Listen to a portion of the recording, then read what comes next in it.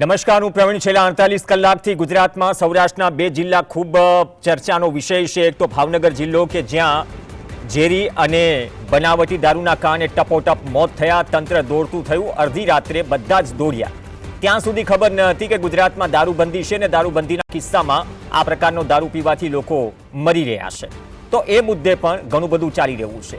બીજો મુદ્દો છે જામનગરનું જોડિયા તાલુકાઓ અને વાવડી ગામ. કચ્છનું વાંઢિયા જ્યાં 2 મહિના સુધી છાવણી ચાલી, મોરબીનું જેતપર જ્યાં છાવણી ચાલી રહી છે અને હવે વિધલાઇનની આગ જામનગર જિલ્લામાં પ્રવેશી ચૂકી છે. જોડિયા તાલુકાના વાવડી ગામમાં ખેડૂતોએ ના છૂટકે છાવણી શરૂ કરવી પડી. એટલે કે જે જિલ્લાઓમાં વરસાદની અછત છે, વાવણી ઘણી જગ્યાએ અધકચરી થઈ છે અથવા તો વાવણીની રાહ જોવાઈ રહી છે અથવા તો વાવણી પછી વરસાદના અભાવે પાક નુકસાનીની શક્યતા અને ચિંતા છે, તો વાવણી ટાણે આ છાવણી કરવાની નોબત કેમ આવે? 3 થી 4 હજાર લોકો આવ્યા બેન્ડ બાજા સાથે ગામના મંદિરથી, જે રામાપીરની મંદિરની જગ્યા છે, જે મુદ્દો છે તેને લઈને લડી રહ્યા છે. છેલ્લા 1-1.5 મહિનાથી થોડી ચકમક પણ થાય છે પ્રશાસન સાથે. મુખ્ય માંગ એ છે કે જો ખરાબામાં કલેક્ટર ઓર્ડર કરે છે તો ખરાબામાં જો જમીન આપો છો જે ગ્રામ પંચાયત હસ્તકની હોય, ગૌચર હોય કે ખરાબો હોય, તો ગામનો વિકાસ કરો, એ જમીનનો વિકાસ કરો. એ સહાય અથવા તો એ ફંડ અથવા તો એ કમિટમેન્ટ શું પૂરું નથી થયું, એ પહેલાં કામ શરૂ થઈ ગયું. ગઈકાલે પરમ દિવસે એવો પણ આક્ષેપ થયો હતો કે પોલીસને આગળ કરીને જો હુકમથી અટકાયત કરવામાં આવી, જેમાં એક ખેડૂત છે એ પોલીસના ડબ્બામાં બેસતા બેસતા કહે છે કે સાહેબ, અડધું ગામ તમે ઉપાડી લીધું, કોકને આગળ્યો એટલે કે કમાડ એટલે કે દરવાજો લોક મારવા માટે તો ઘરે રાખો, ચોરી થશે તો જવાબદાર કોણ? 3 અલગ અલગ પોલીસ સ્ટેશન લઈ જવાયા. અને ત્યારથી બાલંબાથી લઈને લીંબુડાથી લઈને હડિયાણા, બારુંગાર, જામનગર તાલુકો, જોડિયા તાલુકો જે અસરગ્રસ્ત ગામો છે, કેમ કે એક નહીં ઘણી બધી વિધલાઈનો નીકળી રહી છે, જે કચ્છ, સુરેન્દ્રનગર, મોરબી થઈને જે જામનગરમાં પ્રવેશે છે જોડિયા તાલુકાથી, તો આ મુદ્દો ત્યાંનો છે. હવે મુદ્દો એ છે કે સરકાર જ્યારે 2 ગણા વળતરની જાહેરાત કરે છે અને બાદમાં બધું જ સમૂહસૂત્રું પડી જવું જોઈએ, પણ ક્યાંક એમઆરસીનો વિરોધ છે, ક્યાંક હજુ પણ એ વાર્તાલાપ કે કમ્યુનિકેશનનો અભાવ છે. કેમ કે વાર્તાલાપ જો થયો હોય તો આ નોબત ન આવે. ત્યાંના ખેડૂતોનું કહેવું છે કે મીડિયા પણ અમારો અવાજ બને, જેથી સરકાર સુધી વાત પહોંચે અને કદાચ આ બાબતમાં કંપની હોય કે અસરગ્રસ્ત ગામ હોય કે પછી જે ચૂંટાયેલા પ્રતિનિધિઓ હોય, એ તમામે કદાચ વાતચીતમાં એ નિરાકરણ નથી લાવી શક્યા, જેના કારણે આ છાવણી શરૂ થઈ છે. તો 7 ખેડૂતો છાવણી પર બેઠા છે અને અગાઉ પણ એક વિડીયો વાયરલ થયો હતો જ્યારે નક્કી થયું, સરપંચ કહી રહ્યા છે ગામના હું જેલમાં જવા તૈયાર છું, જો ગામ સાથ આપશે તો હું ઉપવાસ પર બેસીશ. તો મૂળ વાત ખરાબાની મંદિરની જગ્યાની છે. અને એમને એમ પણ કહ્યું કે પોલીસે મને બહુ મીઠા ટોનમાં ધમકાવ્યો છે, આ થઈ જશે, તે થઈ જશે. તો હજુ પણ શું ધાક ધમકીઓ ચાલી રહી છે? અને બીજી વાત એ કે ચૂંટાયેલા નેતાઓ પ્રતિનિધિત્વ કરે છે તો નિરાકરણ લાવવા માટે કેમ આગળ આવી રહ્યા નથી, અથવા તો આવ્યા છે તો વાત કેમ બની નથી? મૂળ વાત એ છે. મૂળ વાત આજે પણ ઘર્ષણ છે. બાકી વરસાદ થયો ન હોય તો આ રીતે બેન્ડ બાજા બારાત સાથે લોકો નીકળે નહીં, ચિંતા હોય છે. આ બેન્ડ નીકળે નહીં અને મહિલાઓ સહિત જે ખેડૂતો છે એની સંખ્યા તમે જોઈ શકો છો. તો આ શું ચિંતાનો વિષય છે? પહેલા જોઈ લઈએ ઉપવાસ પર ઉતરેલા ત્યાંના સરપંચ શું કહી રહ્યા છે, બાદમાં તેમની સાથે ચર્ચા કરીએ. આજરોજ અમે 7 જણા છાવણીમાં બેઠા છીએ અને આજથી અમે અન્નત્યાગ કરીએ છીએ. માત્ર ને માત્ર પાણી ઉપર બેસવાનું છે. જ્યાં સુધી આ કંપનીઓ અને આ તંત્ર નિર્ણય અમને નહીં આપે ચોક્કસપણે, ત્યાં સુધી આ છાવણી મૂકીને અમે ક્યાંય જવાના નથી.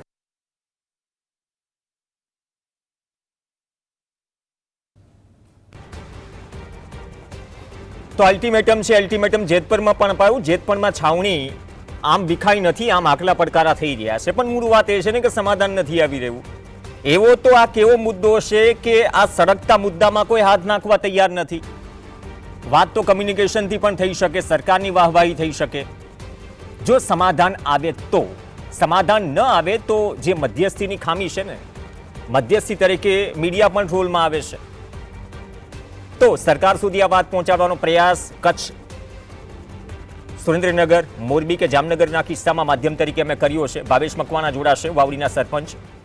ભાવેશભાઈ, સ્વાગત છે આપનું. ભાવેશભાઈ, કેમ વાવણી ટાણે છાવણી કરવી પડે છે? જેતપરમાં પણ આ થયું, કચ્છના વાંઢિયામાં પણ આ થયું.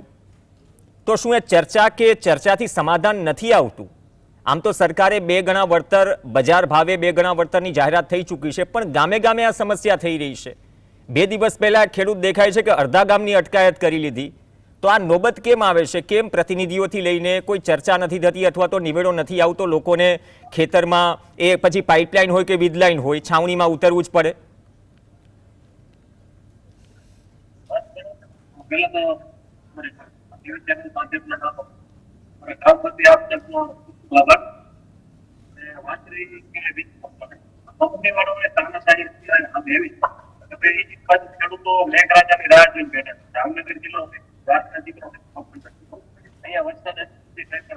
માત્ર ને માત્ર 1 થી 1.5 ઇંચ વરસાદ, એ ખેડૂતની ચિંતા છે. એવામાં સરકારને ખ્યાલ જ છે કે વરસાદ નથી તો આવી કંપનીઓને થોડીક વાર અમુક સમય સુધી એને બેસાડી રાખે છે. તમારે આવી કામની ક્યાં ઉતાવળ છે?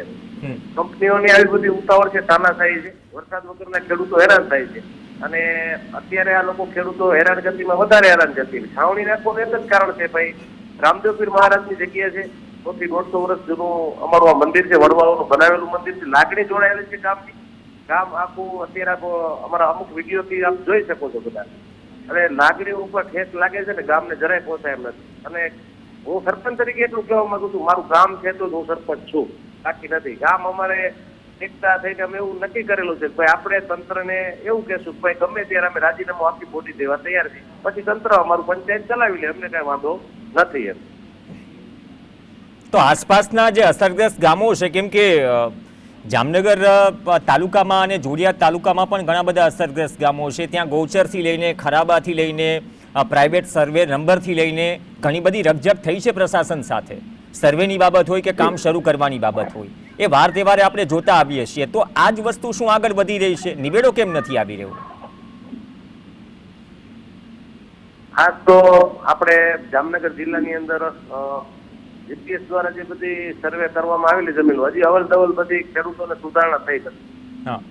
તો આપણે એ કહેવા માંગીએ છીએ કે ભાઈ આ તંત્રને જે થાંભલાઓ, જે જગ્યાઓ કોરિડોર આપી દીધા છે કલેક્ટર સાહેબ, તો હું એટલું કહેવા માંગુ છું કે ભાઈ હજી અવલ દવલ સુધારા ત્યાં નથી થયા, તો તમારે આ જગ્યા ઉપર અવલ દવલ કેમ તાત્કાલિક સુધાર? ખેડૂતો અવલ દવલ સુધારવા માટે અમુક વચેટિયાઓ 2 લાખ, 5 લાખ, 10 લાખ રૂપિયાની માંગણીઓ કરે છે, ત્યારે આ અવલ દવલ સુધરી જાય છે. તો ભાઈ આ કંપનીએ શું તમને ભાડી રાખી લીધેલા છે તંત્રને બધાને? કંપની કે છે એટલું જ કહેવામાં આવે છે. એ કંપનીની આ તાનાશાહી છે. તમે આ લોકોનું ન કરો, ખેડૂતોનો હિત વાંચો. ખેડૂતો બગડશે તો આ વસ્તુ સારી નથી. તો પ્રતિનિધિઓ, કેમ કે જો પ્રતિનિધિઓ ઘણી વખત આગળ આવે, પ્રતિનિધિઓ વાર્તાલાપ પણ કરતા હોય છે, વચ્ચેનો રસ્તો પણ નીકળતો હોય છે જ્યાં સુધી સંપાદન અને વળતરની વાત હોય છે, પણ દરેક જગ્યાએ આ જ પરિસ્થિતિ આવે છે. એક સમયે જો તમે જેતપરની વાત કરીએ, વર્તમાન મંત્રી કાંતિ અમૃતિયા તેમના ગામમાં ગયા, ખેડૂતો સાથે વાતચીત કરે છે. પ્રકાશ વરમોરા પણ કોંઢમાં ગયા હતા. તો તમારા વિસ્તારમાં, તમારો વિસ્તાર તો પૂર્વ કૃષિ મંત્રીનો વિસ્તાર છે, વર્તમાન ધારાસભ્ય છે, તો આ બાબતે એમને રજૂઆત થઈ છે, ચર્ચા થઈ છે, શું નિરાકરણ નથી લાવી શકે એમ પ્રતિનિધિઓ ત્યાંના?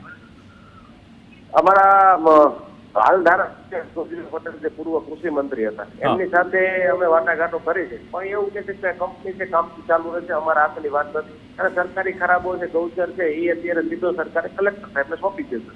તો પંચાયત શું કામની? મારો પ્રશ્ન એ છે. સરપંચ તરીકે એટલું કહું છું કે ભાઈ પંચાયત શું કામની? મારો આ પ્રશ્ન છે. મને ગમે ત્યારે મને જવાબ મળે, સંતોષપૂર્વક જવાબ આપજો મને. હું બધા લોકોને કહેવા માંગુ છું પંચાયત હવે હોવી જોઈએ કે ન હોવી જોઈએ. જો આ લોકો બધું રાખતા હોય તો મારો કહેવાનો ભાવાર્થ એવું, સરકારી જમીન ગામતળની અંદર અમારે ક્યારેય નથી જોતી. તમે પૈડા નાખીને આ જમીન તમે લઈ જાઓ. ગૌચરની જમીન હોય તો ભલે, સરકારી ખરાબ હોય તો ભલે, પંચાયતની જો ઓથોરિટી ન હોય તો અમારે સાચવવાની જે આ જગ્યાઓ અમે સાહિત્ય છે ત્યારે ત્યાં જગ્યા છે. અગર જો તમારે જોતી હોય તો આ પૈડા નાખીને તમારી ઓફિસો સુધી લઈ જાવ. તમારા જગ્યાઓ નથી જોતી. રાઘવજીભાઈને રજૂઆત કરેલી છે, તમારા બેન શ્રી પૂનમબેન છે, એમને પણ રજૂઆત કરેલી છે, હજી સુધી કોઈ અમને મેસેજ મળ્યા નથી.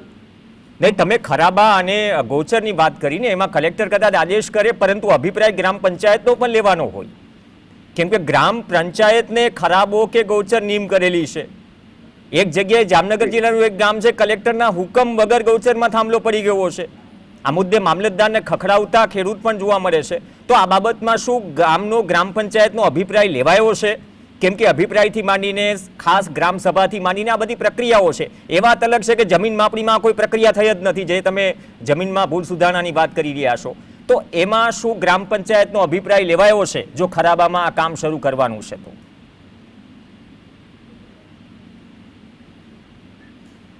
જી ભાવેશભાઈ, ગ્રામ પંચાયતના સરપંચને અત્યારે કોઈ પણ જાતનો હક રહ્યો નથી, મને એવું લાગે છે. કારણ કે જ્યારે આ કંપનીઓ તલાટી કમ મંત્રી દ્વારા એમના મામલતદાર સાહેબો અને ટીડીઓ છે કે એમના તંત્ર દ્વારા ટૂંકમાં પંચાયતોની અંદર 2 ફાઇલ મોકલી દીધેલી કે ભાઈ આ જગ્યા આ 2 પોલ આવવાના છે. તો ભાઈ સરપંચનું શું કામ છે? તમે તંત્ર ચલાવી બધું ચલાવી લેતા હોય તો ગ્રામ પંચાયતનું તમે ચલાવો, અમારી છૂટ છે ગામની. એટલે અમને ખ્યાલ પડે કે તમે ગટર રસ્તાઓ સાફ કરવા આવો તો તંત્રને ખબર પડે કે પંચાયત કેવી રીતે હલાવાય. ભાવેશભાઈ, કદાચ હું ખોટો ન હોય તો ગોચર અને ખરાબાના કસ્ટોડિયન હોય છે તલાટી અને ટીડીઓ, એને લૂપમાં લીધા વગર કંઈ થઈ શકે નહીં. આ પ્રક્રિયા છે. ઘણા બધા કિસ્સાઓમાં તો તલાટી અને ટીડીઓને પણ લૂપમાં નથી લેવાયા, જે આરટીઆઈ થઈ છે. ગ્રામ પંચાયતની પોતાની સત્તા છે, એમને જાણ કરવી પડે. કેમ કે તાલુકા પંચાયત હોય, જિલ્લા પંચાયત હોય, જે રીતે વગો એ રીતે ગ્રામ પંચાયતના પણ હકો છે. તો આ બાબતે તમારી કલેક્ટર સાથે કોઈ ચર્ચા થઈ છે કે નહીં? અથવા તો શું પ્રશાસન લખીને આપવા તૈયાર છે કે કલેક્ટર ઓર્ડર કરી શકે અમારે ગ્રામ પંચાયતની સહમતિની જરૂર નથી? શું આવું કોઈ લેખિતમાં અપાયું છે? નહીં, લેખિતમાં બીજું કોઈ અપાણું નથી. પ્રશાસનનો કોઈ પણ જવાબ આપવામાં આવતો નથી. કલેક્ટરશ્રીને પણ અમારે રજૂઆત કરેલી, ખેડૂતો સાથે મળીને અમે રજૂઆત કરેલી, પણ કોઈ પણ જાતનો જવાબ મળતો નથી. અને એ લોકોનું એક જ કહેવાનું છે ભાઈ સરકારી ખરાબો અને ગૌચર હોય હવે સીધું કલેક્ટર સાહેબ જ આદેશ આપશે, એ આદેશ અનુસાર જ બધું થશે. એમ તો ગ્રામ પંચાયતનો હક શું? એમને હું એ જ કહી રહ્યો છું ને કે ગ્રામ પંચાયતનો અભિપ્રાય લેવાય છે કે નહીં, પૂછવું તો પડે ને. લૂપમાં હા, તમે મધ્યસ્થીમાં ગ્રામ પંચાયતને રાખી હતી કેમ કે આ ગામે ગામનો પ્રશ્ન છે. 18,000 ગામડાઓમાંથી 12,000થી વધુ ગામડાઓમાં જમીન માપણી પૂર્ણ થઈ. મોટાભાગના ગામડાઓમાં જમીન માપણીમાં ભૂલ છે. હજુ ઘણાની 2.5 વીઘા ઘટી ગઈ છે જમીન. એને હજી ફાઇનલ જે પ્રમોલ્ગેશનનો નકશો હાથમાં નથી આવ્યો. મારા સંપર્કમાં પણ 500 જણા છે, ઘણા અધિકારીઓની પણ ઘટી ગઈ છે. તો જમીન માપણીમાં જે ભૂલ કરી હતી કે ગ્રામ પંચાયતમાં ગ્રામસભા તલાટીથી લઈને એ તમામને લૂપમાં નહોતા રાખ્યા, સરકારના નિયમ મુજબ એ પ્રક્રિયા નથી થઈ અને ખાનગી કંપનીને જેને સરકારે પૈસા ચૂકવ્યા છે એ ભૂલ સુધારણા કાર્યક્રમ સરકાર પોતાના કર્મચારીઓથી કરી રહ્યો છે. તો આ તો વાત એવી જ થઈ ને કે તમે જે પ્રક્રિયામાં નથી રાખતા ભાવેશભાઈ, એ પ્રક્રિયામાં તમે જ બાયપાસ છો.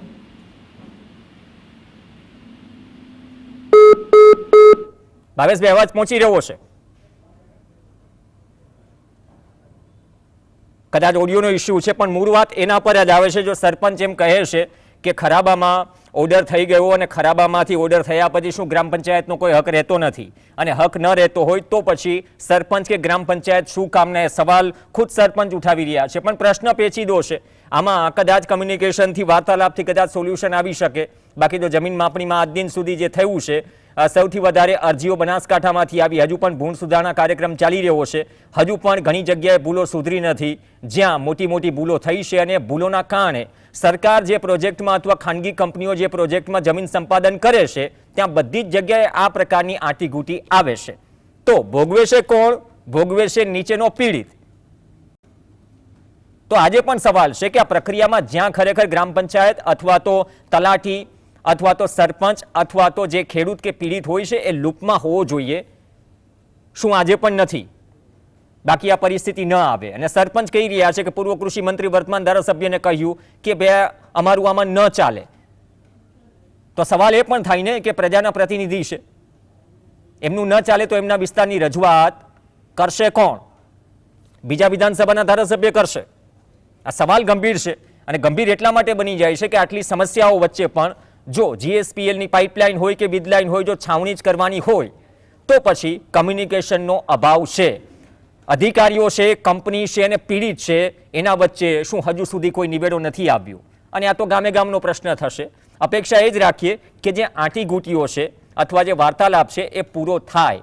એ વાર્તાલાપ કદાચ પૂરો નથી થયો, એટલા માટે જ નોબત આવે છે કે આ પ્રકારની સ્થિતિમાં ત્રીજો જિલ્લો એવો છે કે જ્યાં ખેડૂતોની છાવણી પડે છે. તો આજે પણ એક સવાલ છે, વાવણી ટાણે છાવણી કેમ કરવી પડે છે?